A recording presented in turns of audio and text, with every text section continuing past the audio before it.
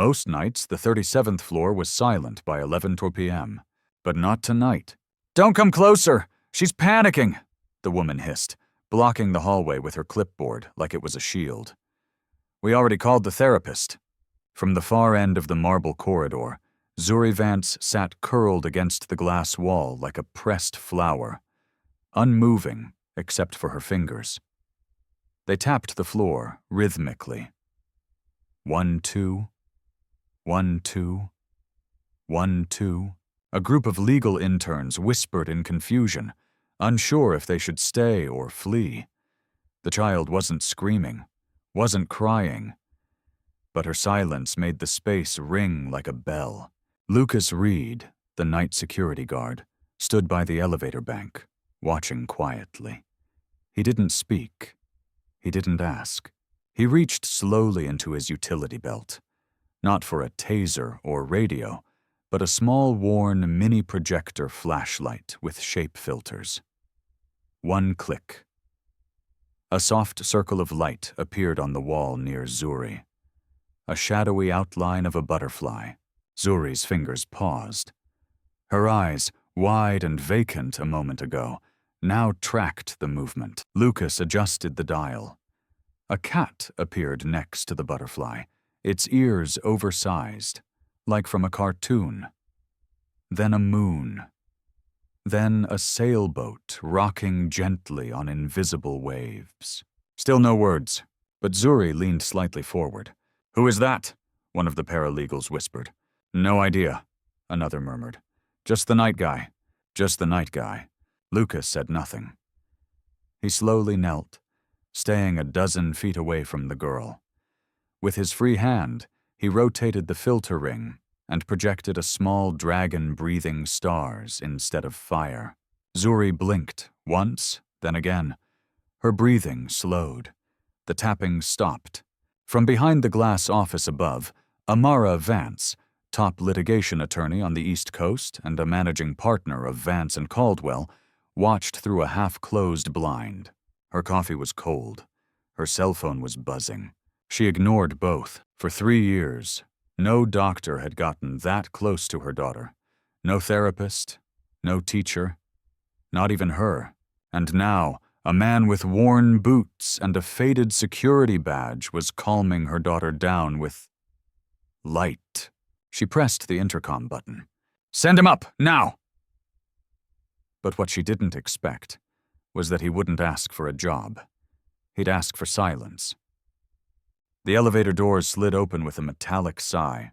Lucas stepped out slowly, holding his flashlight at his side like it was still on duty. His boots left faint scuffs on the gleaming marble floor of the executive suite. Amara Vance was waiting, not behind her desk, not beside the wall of awards and framed magazine covers where her name gleamed in gold leaf.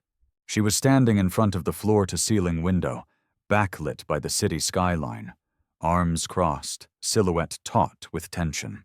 "Close the door," she said without turning. Lucas obeyed. She didn't speak for a long moment, just stared out at the glowing architecture of the city like she was trying to memorize it. Then finally, "Who taught you that trick?" He raised an eyebrow. "The shapes, the light," she clarified. "Whatever it was you did down there." Lucas's voice was quiet. "My niece." She couldn't speak for the first 6 years of her life. We used light and shadows to talk when words wouldn't come. Amara turned slightly, her expression unreadable. "What's her diagnosis?" Lucas shrugged. "Doesn't matter. She's 10 now. Doesn't stop talking." "That's not an answer," Amara said sharply.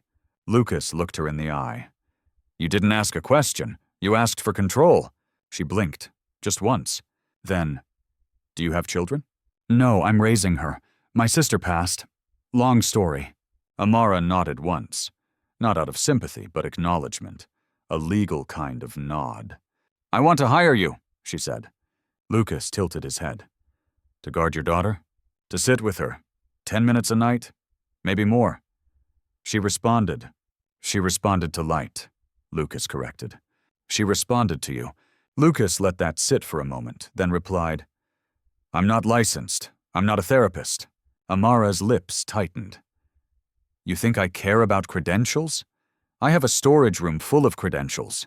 Degrees, diplomas. I've paid people 6 figures to do what you just did with a flashlight. Lucas said nothing. Amara walked slowly toward the desk. I'm offering a job. Lucas shook his head. What she needs isn't a job. She froze mid-step.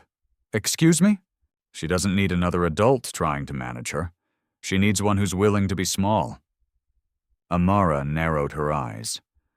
I've given her the best of everything. Nutritionists, speech pathologists, sensory therapists. We've tried horses, music, swings, Sweden. Has she tried you? Lucas asked softly. Amara's mouth opened, then closed again. That silence, thin, stretched, hung in the air like a question she couldn't answer. Lucas continued. If I say yes, it's under one condition. Her eyes narrowed. You're bargaining? I'm protecting her space. Amara waited. No cameras, no therapists lurking behind glass, no clipboard observers. If I'm with her, I'm with her. Not for data, not for progress. For her. Amara hesitated, then, almost imperceptibly, nodded. Lucas moved to leave, but before he reached the door, her voice stopped him. What shapes did you use? He turned. Butterfly? Cat? Dragon? Moon? And she calmed? She didn't flinch, he said. She followed. Amara stared at him. Her lawyer brain filing this moment into a category that didn't exist on paper. She used to draw dragons, she whispered. Before she stopped speaking, Lucas nodded once. Then stepped out, leaving behind the scent of quiet and something else she couldn't name. The next evening, Lucas returned. This time he brought someone. Keisha, his niece, clutched a roll of folded sketch paper under one arm and a bag of colored markers under the other. Her hair was tied in small puffs, and her voice barely above a whisper. She the quiet one? She asked. Lucas smiled. The very one. I'll be quiet, too. Zuri was in her room. Lights dimmed, walls sterile, everything too clean, too controlled. Lucas sat again. Not beside her, but near enough to feel her presence. He projected the same shapes, moon, cat, dragon. This time he added a tree with falling leaves. Zuri shifted, then a sound, a crayon dragging across paper. Not a word, not a command, but a response. Amara watched through a crack in the door. She had never seen her daughter move toward anyone. Not a teacher, not her father, not her. Lucas leaned toward the light. You're safe, he whispered. You don't have to come closer, but I'll be here until the stars run out. Zuri drew another line. The next day the flowers were missing. Everywhere else in the penthouse gleamed with sterile perfection. Polished marble, glass sculptures, a piano no one played. But the small wildflowers Keisha had left in Zuri's room had vanished. Lucas noticed immediately. He didn't say anything as he unpacked his bag. Markers, the projector, a small jar of glitter gel. Zuri was already sitting by the window. Her fingers tapped the glass, this time not in panic, but in thought. Amara stood in the doorway, arms crossed as usual, but her posture was softer. Slightly. She doesn't like clutter, she said plainly, especially things that die. Lucas nodded once. Still, flowers aren't clutter.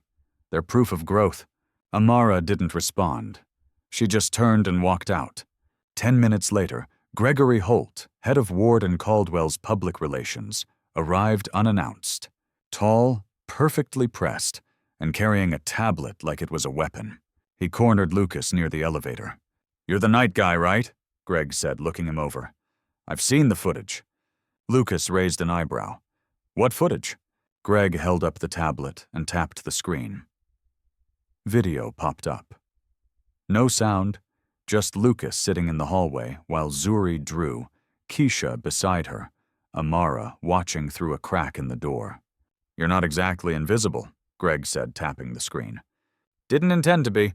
Greg gave a dry smile. Good. Then you'll understand when I say this needs to stop. Lucas stared at him. Zuri disagrees. She's a child. She's the most honest person in this building. Greg's smile faded.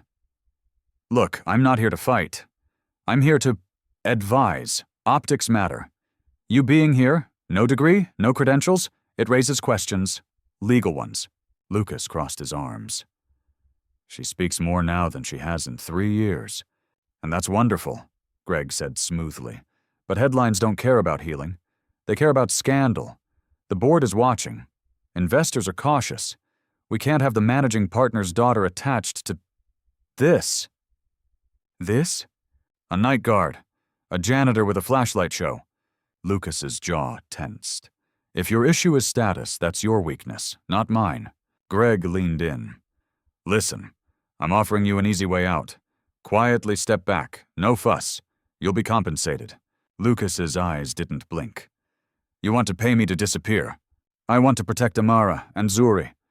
You're not protecting them, Lucas said, his voice steady. You're protecting the idea of them. The elevator dinged. Greg stepped in without another word. Lucas stood alone in the hallway, heart pounding. That evening, Lucas debated not coming back. He stood in the parking garage, keys in hand, staring at the service entrance. Then his phone buzzed. A photo. Zuri's crayon drawing. 2 people sitting under a full moon. A cat between them. The caption in shaky handwriting. Can he come back? Lucas exhaled and walked inside. When he reached Zuri's room, she wasn't alone. Amara was sitting on the floor, cross-legged. No makeup, no power suit, just a gray sweater and bare feet. She looked up, startled, as if she hadn't expected him to say yes. I told them to stop recording, she said quietly. Lucas nodded. I didn't fight hard enough at first, she added. I won't make that mistake again. He sat beside her. Not close, just near enough for safety. She drew this, Amara said, handing him a page. 3 figures again, this time with a small, glowing object between them. What's that? Lucas asked. Amara traced the crayon. I think it's the flashlight. Lucas smiled faintly. She calls you Light Man, Amara added. Doesn't say it out loud, but I saw it on a post-it, next to her bed. Lucas blinked slowly. I don't know what this is, Amara continued. You, me, her. But I know what it's not anymore. Lucas looked at her. What's that? It's not broken. The article dropped on a Tuesday morning.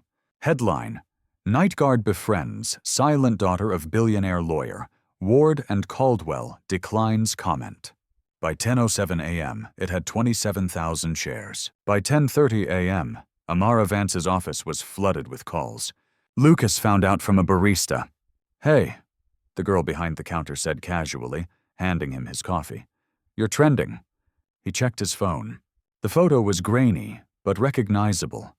Lucas sitting cross-legged in the marble hallway, holding the flashlight projector while Zuri, just visible, reached out toward the wall where shapes danced. Above the image, a caption. Who really calms the girl who doesn't speak? He didn't react. But by the time he arrived at the office that evening, security badges had been recoded. His no longer worked. At the service entrance, Keisha's small hand slipped into his.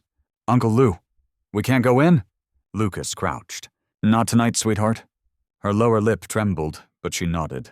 From one of the upper floors, he could see Amara standing by the glass, phone in hand, flanked by 2 assistants. She looked like a statue someone had forgotten to finish sculpting. The next morning, Zuri stopped drawing.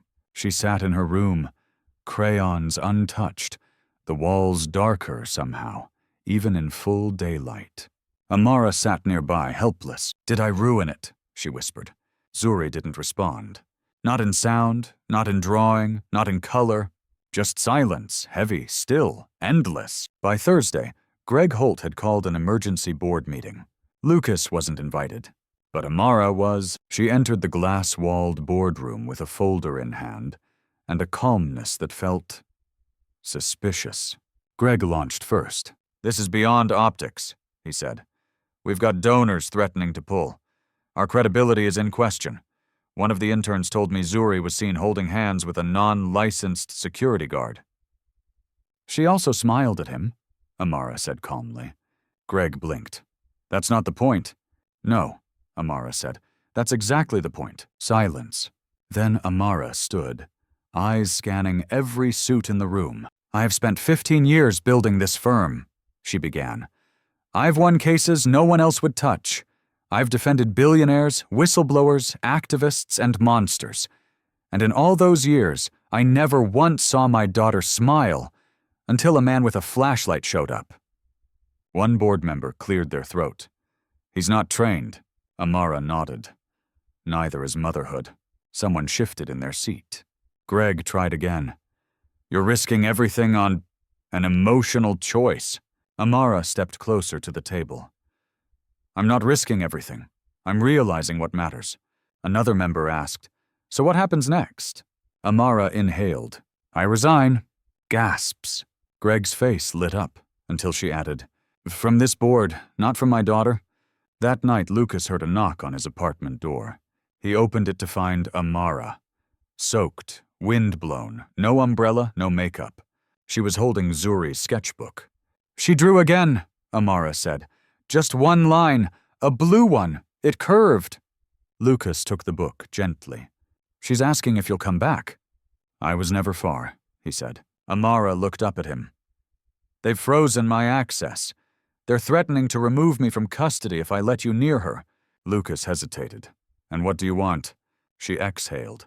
"I want to be the kind of mother who doesn't let fear parent for her." Lucas opened the door wider. "Then come in." Later that night, the three of them sat on the floor, Zuri in the middle, Lucas sketching the stars, Amara watching in silence. Zuri picked up a crayon, read, and drew a small heart on Lucas's wrist. Then she whispered, "Safe." The envelope was thick, cream-colored, and embossed with the gold seal of the New York Superior Court. It sat untouched on Amara's kitchen counter like a flare no one wanted to approach. Lucas eyed it as he dried the dishes. "That the one?" Amara gave a slow nod. "Zuri's father is filing for emergency custody." Lucas exhaled. "After vanishing for 4 years? He says I've become unstable, that I'm exposing her to non-professionals." "He means me," Lucas said evenly. Amara's voice cracked. "His attorney clerked for the judge. The whole system's stacked." Lucas crossed his arms. "Do you want me to step back?" Her answer came instantly. "No." "Then we fight." The courtroom smelled like leather, old paper, and something colder. Fear in designer suits. Zuri sat quietly beside Keisha, holding a sketchbook in her lap, a blue crayon tucked between her fingers like armor. Amara stood at the plaintiff's table. She wore no power suit, no jewelry, just a navy blouse, slacks, and hands that couldn't quite stay still. Across the room sat Spencer Ward, smiling like the whole thing bored him. "Your Honor," Spencer's lawyer began, "we contend that Ms. Vance has placed her child in an unsafe environment, allowing extended unsupervised contact with an individual lacking clinical credentials or verified clearance." He gestured toward Lucas, seated calmly behind Amara.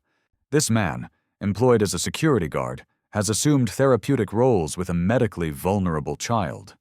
The results, while anecdotal, are unverified, unregulated, and potentially—" "She speaks now," Amara interrupted. The room went still. Zuri clutched her sketchbook tighter. Spencer's lawyer recovered. "Yes, and we're not suggesting regression. But there are channels. Qualified professionals. Ms. Vance has deviated from all medical advice and replaced it with, what? Bubble shadows? Flashlight games?" The judge leaned forward. "Mr. Ward, what has been your direct involvement in your daughter's care over the last 4 years?" "Financial support, educational funding, providing space for her growth," Lucas muttered under his breath. "Space to disappear." Amara's attorney stood. "We don't deny Ms. Vance's approach has shifted, but the outcomes speak for themselves. Zuri, who had not uttered a word in 2 years, now communicates, through drawing, coloring, sound. She eats, she engages, she reaches for connection. He turned. And the man she trusts most is here today. Mr. Lucas Reed would like to make a statement. The judge nodded. Proceed. Lucas rose. Every eye turned. Every camera clicked. He took the witness seat and spoke, slowly and deliberately. I was a special education teacher for 11 years. I left the profession after my wife passed. I couldn't walk into a classroom full of pain when I hadn't dealt with my own. He looked directly at Zuri. But this child brought me back. He paused. Zuri doesn't need more diagnoses. She needs fewer walls. I didn't treat her. I sat beside her. I matched her stillness. I listened longer than most people stay. He glanced at Spencer. When's the last time she looked you in the eyes? Spencer shifted in his seat. She doesn't need to be spoken to, Lucas continued. She needs to be understood. She doesn't need to be fixed. She needs to be believed. He turned to the judge. Sometimes healing isn't loud. It's a presence, a willingness to stay. He stepped down. Silence, not heavy, not tense, sacred. Then Keisha stood. She walked forward slowly, holding a piece of paper. The judge raised an eyebrow. Young lady? Keisha looked up, eyes bright and nervous. She asked me to show you this. She held up Zuri's drawing.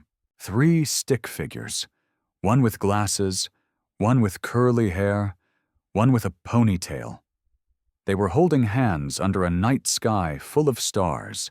This is her family, Keisha said. She doesn't talk a lot, but she told me this. She looked at Zuri, who nodded once. She says we're blue. Blue means safe. Amara wiped a tear. Zuri, for the first time in public, reached out and held Keisha's hand. The judge leaned back. Long pause.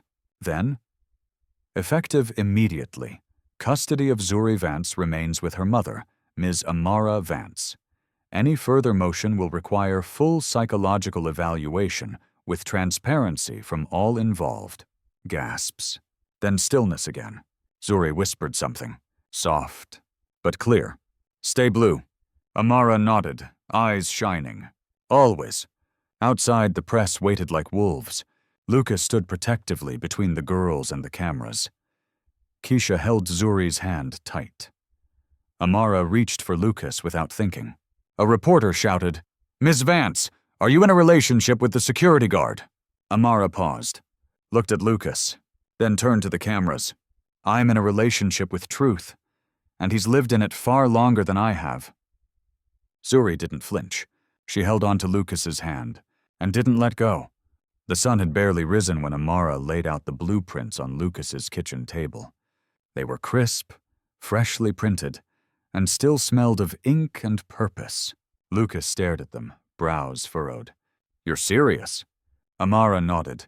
Dead serious. He scanned the diagrams. Open concept rooms. No assigned seating. Textured walls for sensory interaction. Sound-dampened corners. Soft lighting.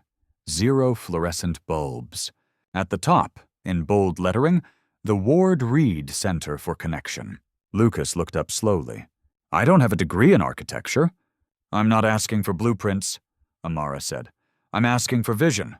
Lucas exhaled. You want a janitor to design a therapy center? I want a father who listens before he speaks, she replied. Those are in short supply.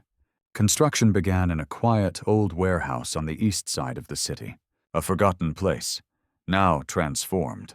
Keisha helped paint stars on the walls. Zuri helped pick the colors, starting with blue, then slowly adding yellow, soft pink, even orange.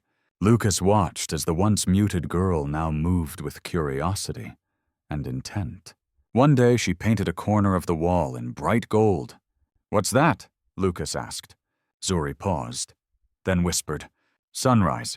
He swallowed hard. Yeah, he said. That's exactly what it is.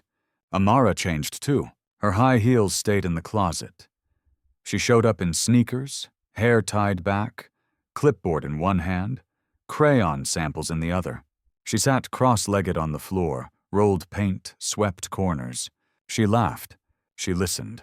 She became someone new. Or maybe someone she had buried long ago. One evening, Amara sat beside Lucas on a stack of unused carpet rolls. Her hands were speckled with lavender paint. Sweat beaded her forehead. The room smelled like dust, glue, and beginnings. "I don't recognize myself," she said softly. Lucas chuckled. "That's not always a bad thing." She looked at him.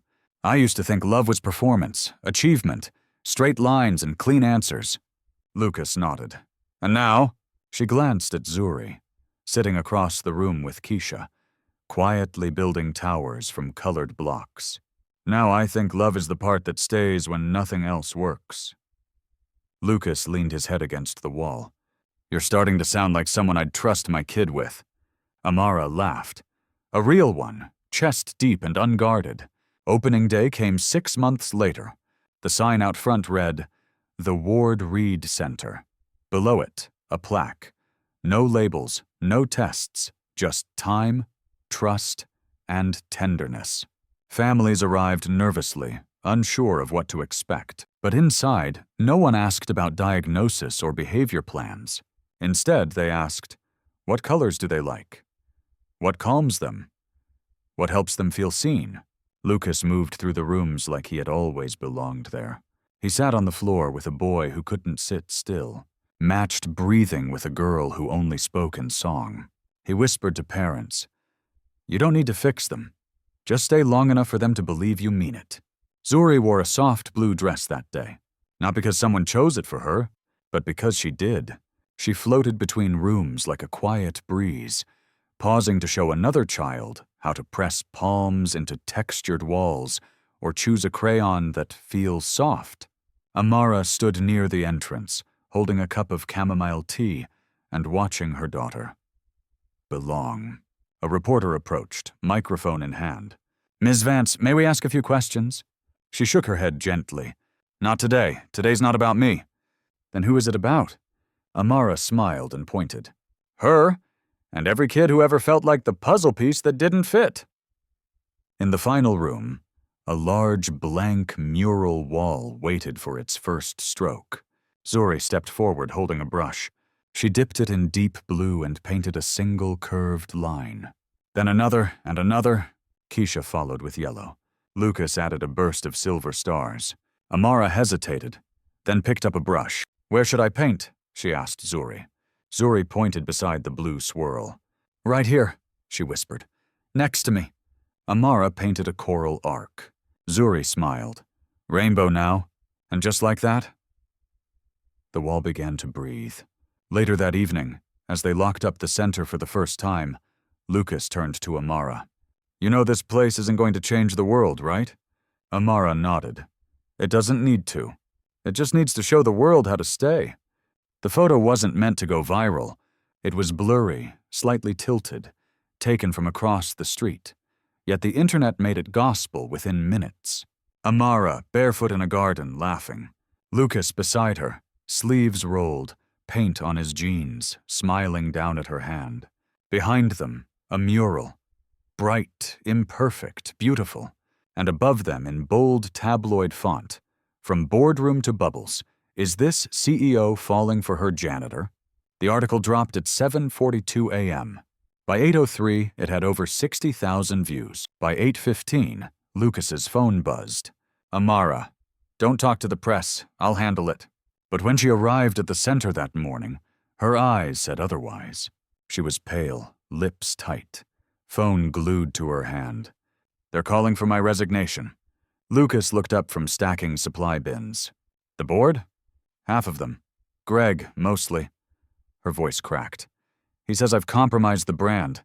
Lucas raised an eyebrow. "The brand or the building?" Amara exhaled. "Both."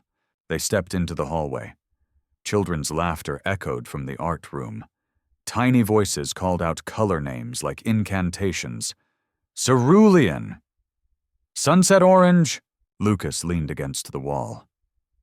"You built something that works. They can't erase that." "They don't need to erase it," Amara said.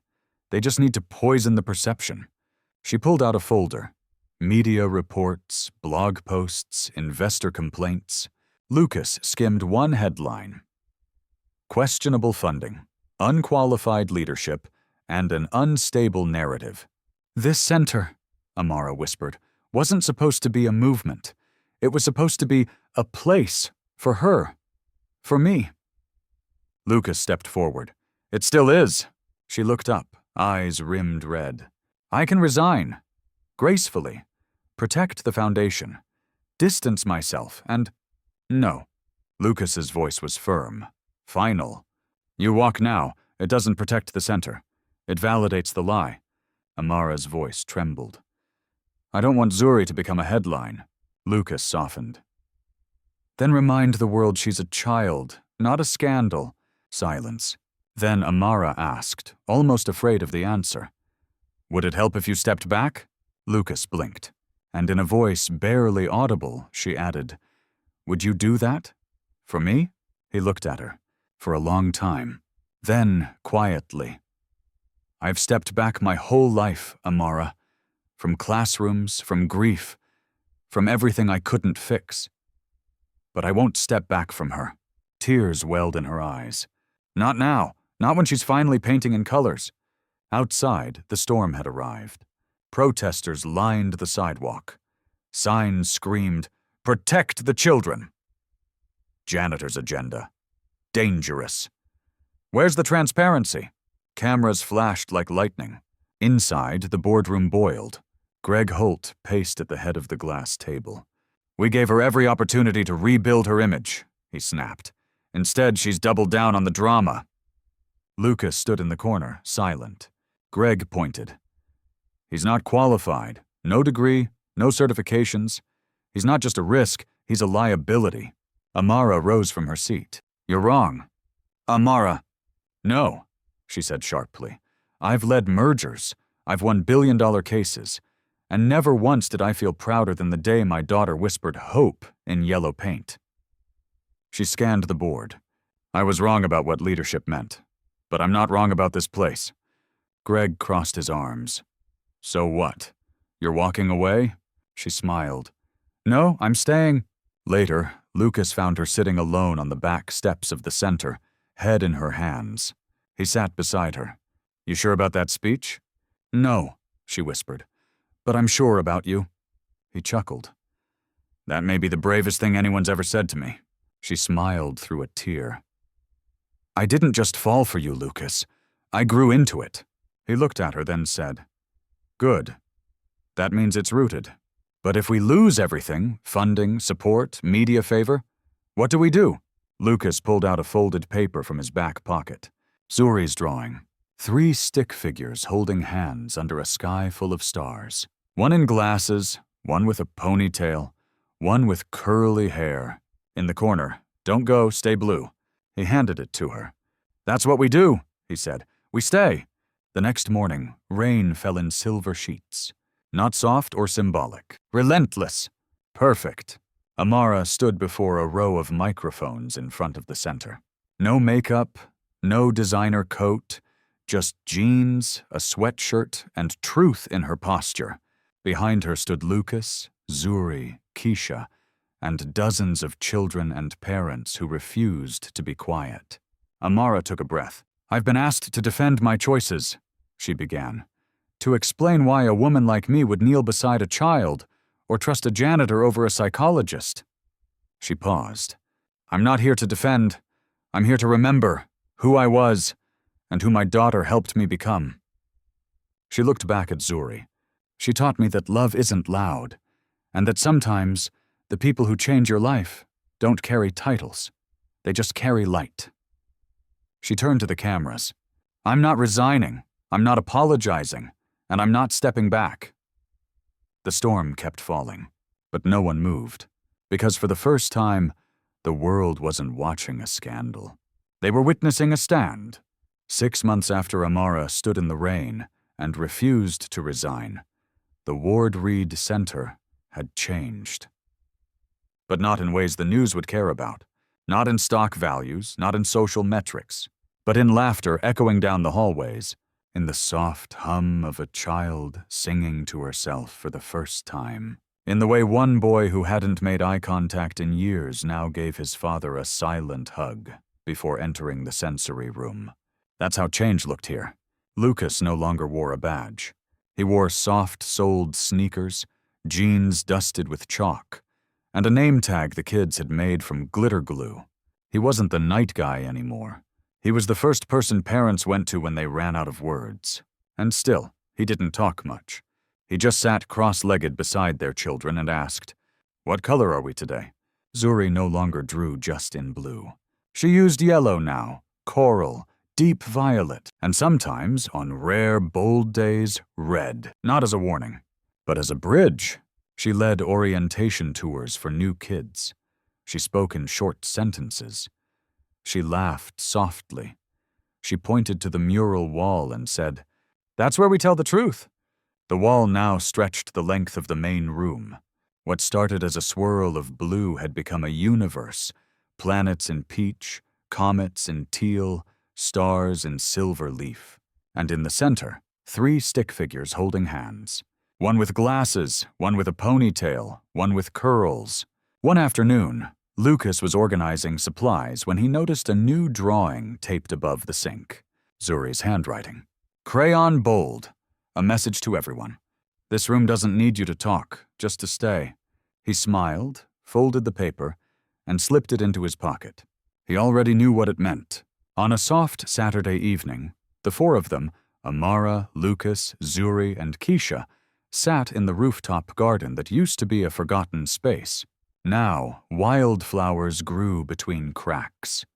A picnic blanket was spread out. Plates of mismatched snacks sat beside tiny cartons of juice. Zuri was sorting flower petals by color. Keisha was reading aloud. Lucas had his hand over Amara's without thinking, and no one was rushing. Amara stared at the sky. "I used to think home was a fortress," she said. Lucas glanced over. "And now?" Amara smiled. "Now I think home is just the place where no one asks you to be someone else." Zuri stood, holding a piece of paper. She held it up. 3 new stick figures. One wore glasses. One had a ponytail. One had a halo of curls. Above them, a giant painted arch made of every color she'd ever used. At the bottom, in bold crayon, "Home is when we all fit in the same picture." Lucas swallowed. Amara pressed her hand to her chest. Keisha beamed. Zuri didn't say anything else. She didn't need to. That night, as they cleaned up, Lucas turned to Amara. "Do you ever wonder," he asked, "how many families never get to this?"